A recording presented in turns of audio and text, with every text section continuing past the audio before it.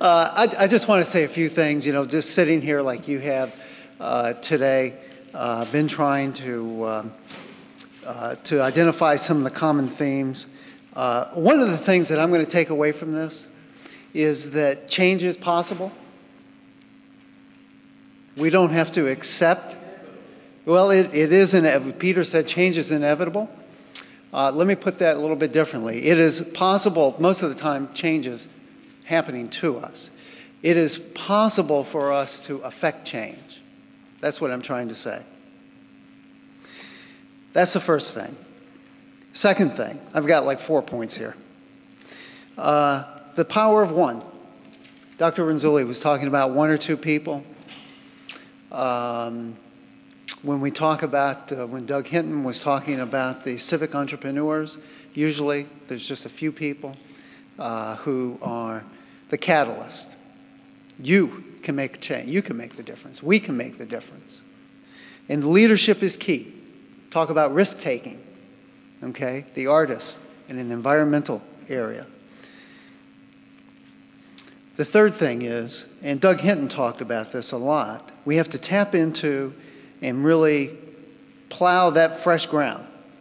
To a certain extent, Dr. Calico, who is the character of Elmer this morning, which, by the way, did a great job.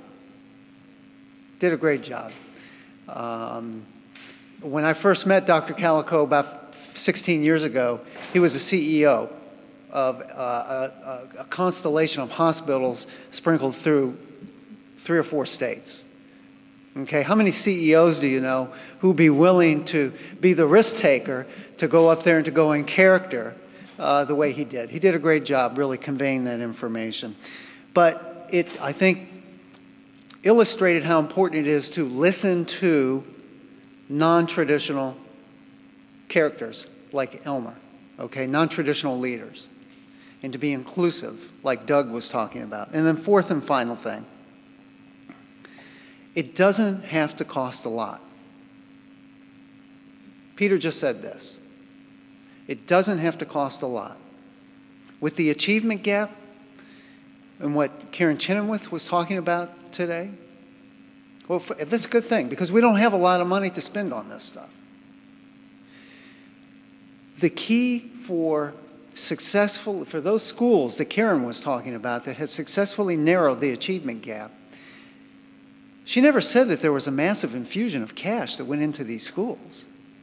What she said was that there was really a kind of a cultural and leadership change about the way they do business.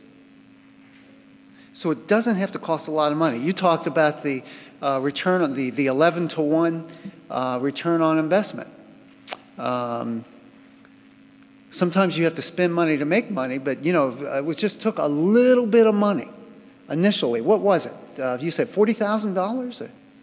Okay, $400,000 total, but it got started less than $40,000. And you look and you see, I went there and looked at it in person about 6 weeks ago and was very impressed. It is a beautiful, wonderful community that I think I would be happy to live in myself.